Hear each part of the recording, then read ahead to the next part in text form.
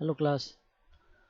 आज हम लोग यूनिट 1 में देखेंगे kinematic of particle in rectilinear motion. ठीक है, अभी हम स्टैटिकल पार्ट जो मैकेनिक्स का स्टैटिक्स वाला पार्ट है, स्टैटिक पार्ट वो अभी स्टार्ट नहीं करके हम काइनेमेटिक वाला पार्ट स्टार्ट करने जा रहे हैं। ठीक है, काइनेमेटिक वाला पार्ट स्टार्ट करने जा रहे हैं और इसके बाद हम लोग देखेंगे स्टैटिक, जब बॉडी इक्विलिब्रियम में हो और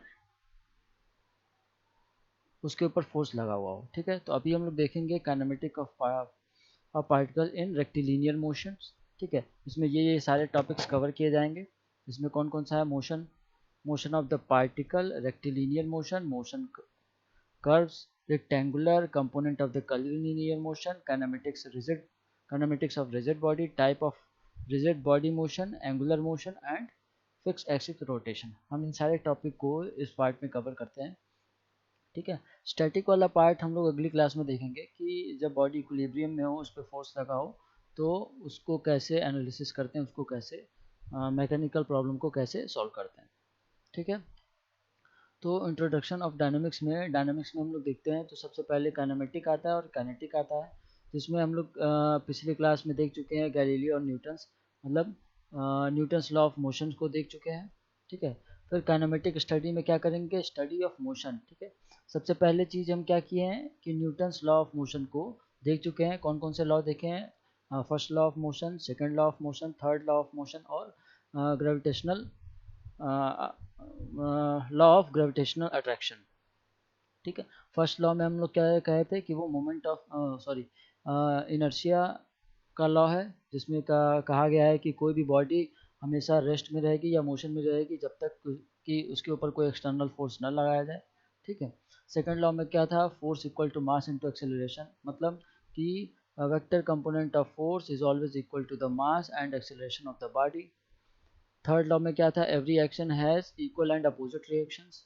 ठीक है, और ग्रेविटेशनल लॉ ऑफ अट्रैक्शन में क्या था कि कोई यूनिवर्स में कोई भी दो बॉडी के बीच में म्यूचुअल अट्रैक्शन होता है, जिसको फॉर्मूले की तरह से दिखाया गया था G into M1 M2 upon R square, जहाँ पे जी है ग्रेविटेशनल कांस्टेंट, M1 और M2 जो है वो दो बॉडी का मास है, डिवाइडेड बाय उन दोनों के सेंटर के डिस्टेंस का स्क्वायर। ठीक है, जहाँ जी एक कांस्टेंट है जिसकी वैल्यू 6.67 इंटू 10⁻⁻11 है, metre cube upon kg centimetre square.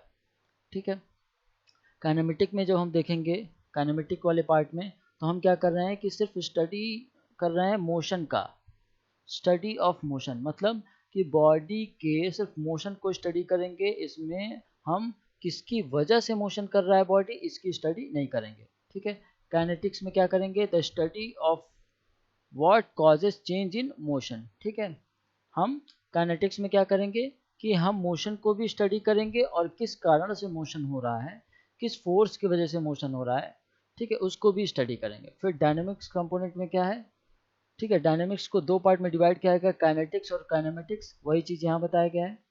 ठीक है, कि अब डायनेमिक्स को ही दो पार्ट में डिवाइड किया गया है, डायनेमिक्स को दो पार्ट में डिवाइड किया गया है। एक है काइनेटिक्स, जिसमें हम सिर्फ मोशन की स्टडी करते हैं, और दूसरा है काइनेटिक्स। काइनेमेटिक्स में सिर्फ मोशन की स्टडी करते हैं और काइनेटिक्स में हम सिर्फ बॉडी के मोशन और उसके कॉज दोनों को स्टडी करते हैं। ठीक है, अब इंट्रोडक्शन में देखते हैं डायनेमिक्स। डायनेमिक्स में क्या क्या है?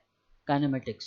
ठीक है, काइनेमेटिक्स में जैसे ही पहले बताया हमने, स्टडी ऑफ द मोशन, हम मोशन की सिर्फ स्टडी करते हैं, जैसे डिस्प्लेसमेंट की स्टडी करेंगे, वेलोसिटी की स्टडी करेंगे, एक्सेलरेशन की स्टडी करेंगे और टाइम की स्टडी करेंगे। ठीक है, without reference of any cause of motion.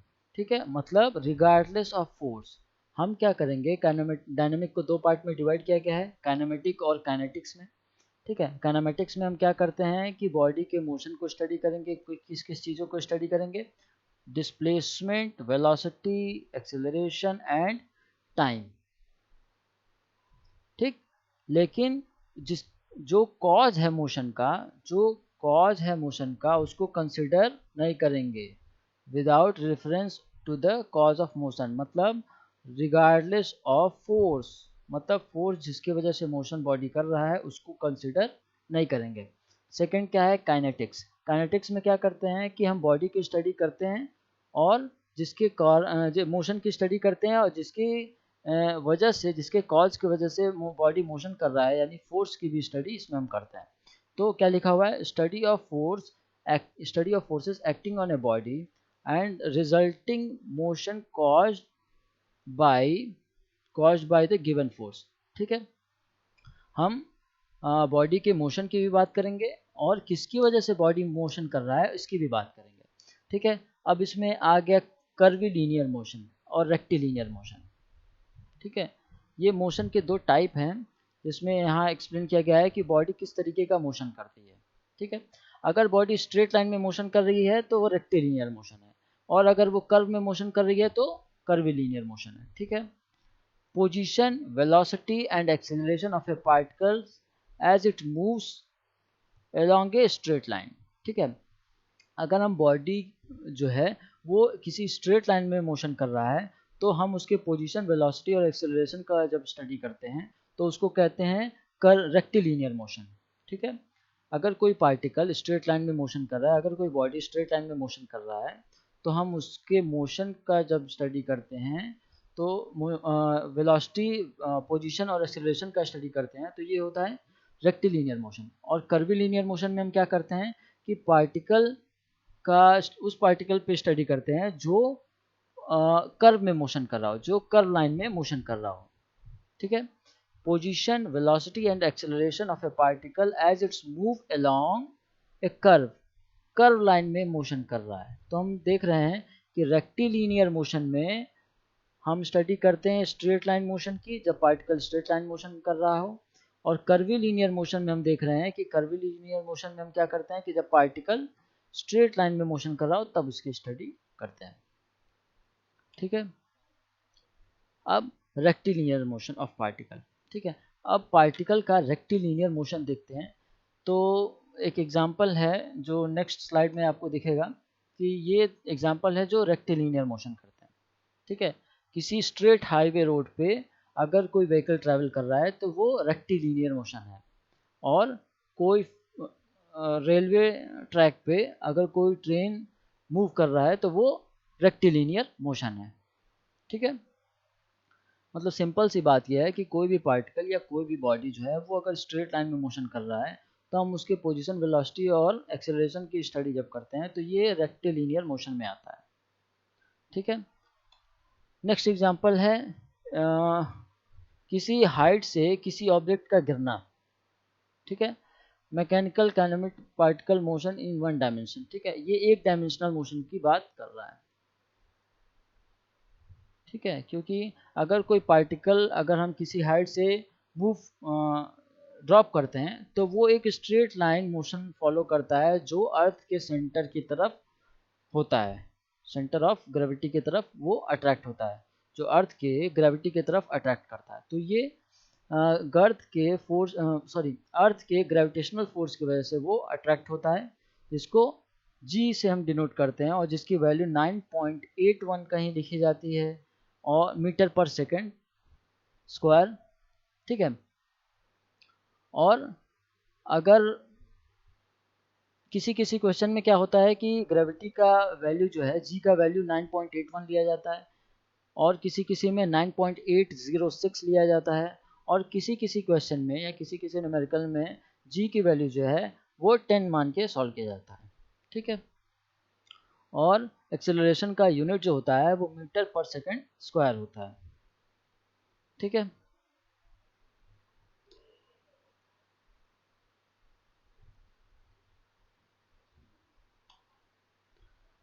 ये कुछ प्रॉपर्टी है वेक्टर्स की। ठीक है, ये कुछ प्रॉपर्टी है वेक्टर्स की जिसके बेसिस पे हम जब भी फोर्स को या वेक्टर क्वांटिटी को ऐड करते हैं या सब्सट्रैक्ट करते हैं, ये इसी प्रिंसिपल्स पे, इसी प्रॉपर्टीज पे इनको किया जाता है। जैसे सबसे पहले प्रॉपर्टी है इक्वलिटी की। ठीक है, तो equality vector A vector B के बराबर तभी होगा जब उसका मैग्नीट्यूड बराबर हो और दोनों सेम डायरेक्शन में हो, दोनों का डायरेक्शन भी सेम हो। अगर कोई वेक्टर है जिसका मैग्नीट्यूड सेम है और डायरेक्शन लेकिन अलग है, तो वो इक्वलिटी नहीं होगा। ठीक है, तो वेक्टर के लिए, वेक्टर को इक्वल होने के लिए, वेक्टर को इक्वल होने के लिए, वेक्टर ए को वेक्टर बी के बराबर होने के लिए सबसे पहला क्या है कि इसका मैग्नीट्यूड, मैग्नीट्यूड को ऐसे डिनोट करते हैं। ठीक है, वेक्टर ए के मैग्नीट्यूड को वेक्टर बी के मैग्नीट्यूड के बराबर होना चाहिए और डायरेक्शन आर द सेम्स, और उनके डायरेक्शन जो है वो भी सेम होने चाहिए। ठीक है, जैसे ये एक एग्जांपल यहाँ दिया हुआ है फिगर में कि वेक्टर ए जो है वो इस डायरेक्शन में ट्रेवल कर रहा है और वेक्टर बी जो है वो भी इसी डायरेक्शन में ट्रेवल कर रहा है, तो यानी ये वेक्टर ए और वेक्टर बी जो है वो बराबर है। अगर इसके कंपोनेंट को रिप्रेजेंट किया जाए तो वेक्टर ए का एक्स कंपोनेंट वेक्टर बी के एक्स कंपोनेंट के बराबर होगा, वेक्टर ए के Y component vector Y B के वाई कंपोनेंट के बराबर होगा, वेक्टर ए के z कंपोनेंट वेक्टर बी के z कंपोनेंट के बराबर होगा। तो ये सारे कंडीशन अगर फॉलो होते हैं तो वो वेक्टर जो है वो वेक्टर क्वांटिटी जो है वो इक्वलिटी मेंटेन करता है। अब वेक्टर क्वांटिटी को अगर एडिशन करना हो, ऐड करना हो तो अगर वेक्टर सी जो है वो बराबर है vector A plus vector B के, यानी उसको अगर फिगर के फॉर्म में देखा जाए तो ये दिखेगा। ठीक है, वेक्टर ए का डायरेक्शन जो है वो हॉरिजॉन्टल है। ठीक है, वेक्टर बी का जो डायरेक्शन है वो हॉरिजॉन्टल से कुछ इंक्लाइंड है। ठीक है, तो इन दोनों का जो वेक्टर सम होगा वो वेक्टर सी के बराबर होगा, यानी वेक्टर ए का टेल से लेके वेक्टर बी के हेड तक जो डिस्टेंस, जो रिजल्टेंट होगा या वेक्टर सी जो होगा वो ये होगा। एक बार फिर से इसको देखते हैं। ठीक है, वेक्टर ए यहाँ से स्टार्ट हो रहा है और ये इस डायरेक्शन में मूव करके यहाँ एंड हो रहा है। वेक्टर बी इसके हेड से, ठीक है, वेक्टर बी का हेड, सॉरी वेक्टर ए का हेड वेक्टर बी के टेल से कोलैप्स इंक्लाइन कर रहा है, मतलब कोइंसाइड कर रहा है, और उसका हेड जो है वो इस डायरेक्शन में है। तो हमको रिजल्टेंट चाहिए, अगर इन दोनों का एडिशन चाहिए तो हम ऐसे कहेंगे कि वेक्टर ए का टेल से लेके वेक्टर बी के हेड तक जो लाइन ड्रॉ करेंगे वो इन दोनों का एडिशन होगा, यानी वेक्टर सी होगा। ठीक, तब ये सिंप्लीफाई होगा। ठीक है, अब अगर बात करें इसको कंपोनेंट फॉर्म में रिप्रेजेंट करने के लिए तो वेक्टर सी का एक्स कंपोनेंट बराबर होगा वेक्टर ए के x component plus vector B के एक्स कंपोनेंट के, और वेक्टर सी के वाई कंपोनेंट बराबर होगा वेक्टर ए के Y component plus vector B के वाई कंपोनेंट के, और वेक्टर सी का जेड कंपोनेंट जो होगा वो वेक्टर ए के Z component plus vector B के जेड कंपोनेंट के बराबर होगा। ठीक, अब negative vector, negative of a vector, किसी वेक्टर का नेगेटिव क्या होगा? अगर वेक्टर ए जो है वो बराबर है माइनस ऑफ वेक्टर बी, मतलब कि वेक्टर बी का मैग्नीट्यूड और वेक्टर ए का मैग्नीट्यूड दोनों सेम है, दोनों बराबर है, लेकिन इसके डायरेक्शन जो है वो क्या है, अपोजिट है। फिगर में दिख रहा है साफ कि वेक्टर ए कंपोनेंट का डायरेक्शन अपवर्ड, इंक्लाइंड अपवर्ड है, और वेक्टर बी का डायरेक्शन जो है वो इंक्लाइंड डाउनवर्ड है। ठीक है, तो वो क्या बता रहा है कि दोनों का मैग्नीट्यूड तो सेम है, वेक्टर ए वेक्टर बी का मैग्नीट्यूड तो सेम है, लेकिन डायरेक्शन जो है वो अपोजिट है, बिल्कुल अपोजिट है, 180 डिग्री का डिफरेंस है। ठीक है, यानी वेक्टर ए का एक्स कंपोनेंट वेक्टर बी के Y component negative of vector B के एक्स कंपोनेंट के बराबर होगा। ठीक है, वेक्टर ए का x component negative of vector B के एक्स कंपोनेंट के बराबर होगा।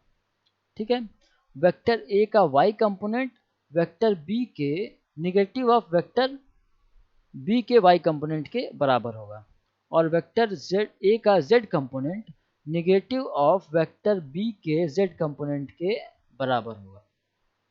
ठीक है, अब सब्सट्रैक्शन देखते हैं। सब्सट्रैक्शन, तो सब्सट्रैक्शन में क्या होगा, वेक्टर c जो है अगर उसका वैल्यू जो है vector a minus vector b है, ठीक है, तो उसको ऐसे रिप्रेजेंट करेंगे, वेक्टर a का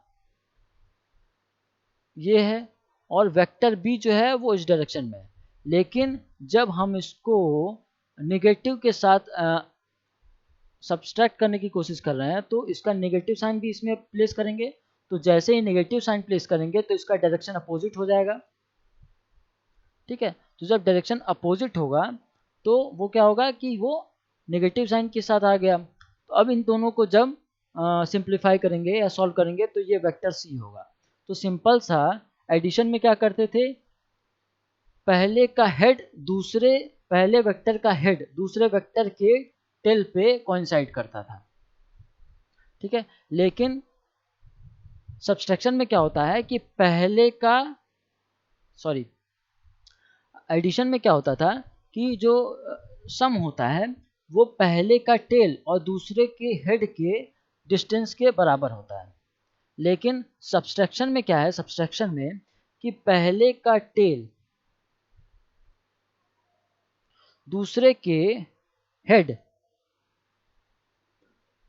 ठीक है, निगेटिव ऑफ, जैसे इसमें क्या होगा, जैसे एडिशन में क्या होता है कि पहले का हेड जो रिजल्टेंट होगा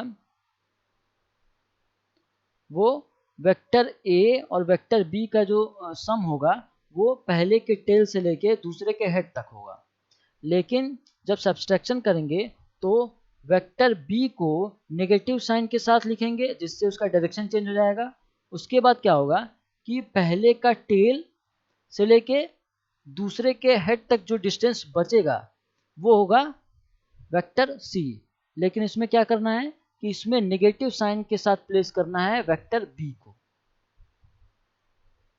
ठीक है, फिर अब इसको सिंप्लीफाई किया गया है, कंपोनेंट फॉर्म में रिप्रेजेंट अगर करते हैं तो क्या होगा कि वेक्टर सी जो होगा वो बराबर होगा वेक्टर सी का एक्स कंपोनेंट जो है वो vector A minus vector B के दोनों के एक्स कंपोनेंट का डिफरेंस होगा। अगर वेक्टर सी की बात करें वाई कंपोनेंट में तो वेक्टर ए के Y component minus vector B के वाई कंपोनेंट के बराबर होगा, और वेक्टर सी के जेड कंपोनेंट की बात करें तो वेक्टर ए के Z component minus vector B के जेड कंपोनेंट के बराबर होगा। अब मल्टीप्लिकेशन बाय स्केलर, ठीक है, अगर किसी वेक्टर में किसी स्केलर क्वांटिटी से मल्टीप्लाई करते हैं तो वो क्या होगा कि वो मैग्नीफाई हो जाता है, लेकिन उसका डायरेक्शन जो है वो एज इट इज़ रहता है। ठीक है, उसका डायरेक्शन जैसे पहले वेक्टर का था वैसे ही रहता है, बस अगर किसी स्केलर क्वांटिटी से हम उसमें मल्टीप्लाई करते हैं तो वो क्वांटिटी जो है वो वो वेक्टर जो है वो मैग्नीफाई हो जाता है, उसकी मैग्नीट्यूड की जो वैल्यू है वो इंक्रीज हो जाती है, लेकिन डायरेक्शन में कोई चेंज नहीं आता है। ठीक है, तो अगर वेक्टर बी जो है वो एस टाइम वेक्टर ए है, मतलब कि मैग्नीट्यूड ऑफ वेक्टर बी जो है वो एस टाइम है वेक्टर ए के। ठीक है, यानी मैग्नीट्यूड जो होगा वेक्टर बी का वो मैग्नीट्यूड ए के एस टाइम ज़्यादा होगा and has the same direction as A, लेकिन डायरेक्शन जो है बी का वो ए के ही डायरेक्शन में होगा। अब इफ एस इज पॉजिटिव, अगर एस पॉजिटिव है तब, और negative vector if S is negative, अगर क्या होगा कि अगर एस पॉजिटिव होगा तब ये पॉजिटिव होगा वेक्टर बी, और अगर एस नेगेटिव होगा तो वेक्टर ए जो है वो नेगेटिव हो जाएगा। ठीक है, यानी वेक्टर बी जो है वो वेक्टर ए के ही डायरेक्शन में है, लेकिन वेक्टर बी की जो वैल्यू है वो एस टाइम वेक्टर ए है। यानी अगर हम इसको कंपोनेंट फॉर्म में रिप्रेजेंट करें तो क्या होगा कि वेक्टर बी का जो एक्स कंपोनेंट है वो ए के एक्स कंपोनेंट का एस टाइम ज़्यादा होगा। ठीक है, वेक्टर बी का वाई कंपोनेंट जो है वो एस टाइम वेक्टर ए के वाई कंपोनेंट से ज़्यादा होगा। ठीक है। और वेक्टर बी का जो जेड कंपोनेंट है वो बराबर होगा वेक्टर ए के जेड कंपोनेंट के एस टाइम। ठीक है, नेक्स्ट देखते हैं।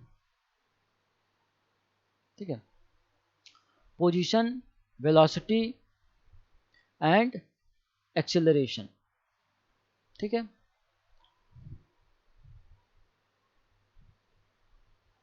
Position, velocity and acceleration. ठीक है, अब हम क्या करते हैं कि इसमें देखते हैं। ठीक है, अगर कोई बॉडी जो है, अगर एवरेज वेलोसिटी की बात करें तो change in position divided by change in time. ठीक है, ये होता है एवरेज वेलोसिटी का फार्मूला। ठीक है, तो क्या लिखे हैं, for linear motion x marks the position of an object, the position units would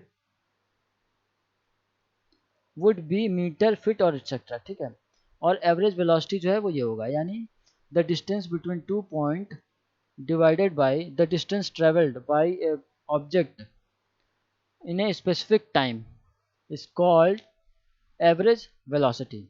ठीक है, यानी किसी स्पेसिफिक टाइम में कोई ऑब्जेक्ट जो है वो अपना पोजीशन कितना चेंज करता है, यही बताता है उसका एवरेज वेलोसिटी।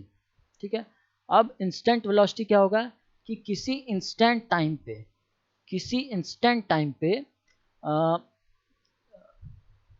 किसी इंस्टेंट टाइम पे किसी ऑब्जेक्ट का या किसी बॉडी का स्पीड कितना है वो बताता है। ठीक है, यानी change in x at time level t tends to, यहाँ पे कुछ छूट गया है, वह t टेंस टू 0। ठीक है, तो ये बताता है उसका average velocity, sorry instant velocity. ठीक है, किसी इंस्टेंट टाइम पे जो वेलोसिटी है वो बताता है उसका इंस्टेंट वेलोसिटी, किसी स्पेसिफिक टाइम पे जो उसका वेलोसिटी है वो बताता है इसकी वेलोसिटी। ठीक, यानी t tends to 0 instant velocity हमको अगर जानना है तो t को बहुत ही स्मॉल रखना है, अप्रॉक्सीमेटली 0 रखना है। ठीक है, तो t टाइम में उस change in position divided by change in time where t tends to 0, जो टाइम का ड्यूरेशन है वो अप्रॉक्सीमेटली 0 है, तो वो बताता है इंस्टेंट वेलोसिटी। फिर एवरेज एक्सीलरेशन। ठीक है, एवरेज एक्सीलरेशन में क्या होता है कि change in velocity divided by change in time, ये बताता है एवरेज एक्सीलरेशन। ठीक है, जिसका यूनिट जो है वो मीटर पर सेकेंड स्क्वायर होता है या फीट पर सेकेंड स्क्वायर होता है। ठीक है, लेकिन अगर यहीं वो इंस्टेंट एक्सीलरेशन की बात करें तो वो क्या होगा, a equal to limit t tends to 0 change in velocity divided by change in time. ठीक है, यानी ये बताएगा dv बाई dt। ठीक है, वेयर t टेंस टू 0, यानी t की जो वैल्यू है वो अप्रॉक्सीमेटली 0 है। ठीक है, जहाँ t जो है वह अप्रॉक्सीमेटली 0 के बराबर है। ठीक है, 0 के अप्रॉक्स है, तो उस टाइम जो a पता चलता है वो है इंस्टेंट एक्सीलरेशन। ठीक है, अब कुछ फंक्शन है, ठीक है, जिसको v को x के फंक्शन में डिनोट किया गया है। इसमें क्या है, एक्सेलरेशन क्या है, change in velocity divided by change in time, जिसमें क्या किया गया है कि न्यूमरेटर और डिनोमिनेटर दोनों में ही x से मल्टीप्लाई किया गया है। ठीक, तो जब दोनों में ही x से मल्टीप्लाई किया गया है तो क्या हो गया, dx अपॉन dt जो है इसका वैल्यू जो है वो वेलोसिटी के बराबर हो गया। हमको पता है कि change in velocity, change in position with respect to time is क्या होता है, वेलोसिटी। तो ये पूरा टर्म जो है ये वेलोसिटी का हो गया, ये पूरा टर्म जो है ये वेलोसिटी का हो गया, ठीक। और इसको एज इट इज यहाँ पे प्लेस कर दिया गया है, ठीक है। तो ये वेलोसिटी के फंक्शन में दिखाया गया है इसको, ठीक है। और एक और डेरिवेशन है, वो क्या है कि अगर change in acceleration with respect to time करते हैं तो वो हमको क्या देता है, जर्क, ठीक है। जब किसी व्हीकल को सडन एक्सेलरेट कराते हैं तो हमको एक पीछे की तरफ जर्क फील होता है, ठीक है। पीछे की तरफ एक फोर्स महसूस होता है, उसी को बोलते हैं जर्क। या फिर कोई हाई स्पीड व्हीकल अगर अचानक सडन से डीएक्सेलरेट करे यानी रुक जाए अचानक से, तो वो हमको एक फॉरवर्ड आगे की तरफ एक फोर्स लगता है, उसी को बोलते हैं जर्क। यानी कि अगर एक्सेलरेशन में चेंज आए विथ रेस्पेक्ट टू टाइम तो उसको क्या बोलेंगे, जर्क, ठीक है। अब ये कुछ फंक्शन है जिसको हम अब अगली क्लास में डिस्कस किया जाएगा, ठीक है। इस फंक्शंस को अगली क्लास में डिस्कस किया जाएगा कि ये x का फंक्शन है यानी ये डिस्टेंस बता रहा है, फिर इसको कैसे डिफ्रेंशिएट करें ये वेलोसिटी बता रहा है, फिर उसके बाद डिफ्रेंशिएट किए तो एक्सीलरेशन बता रहा है, ठीक है। तो इसको हम अगली क्लास में डिस्कस करेंगे। अभी के लिए थैंक यू।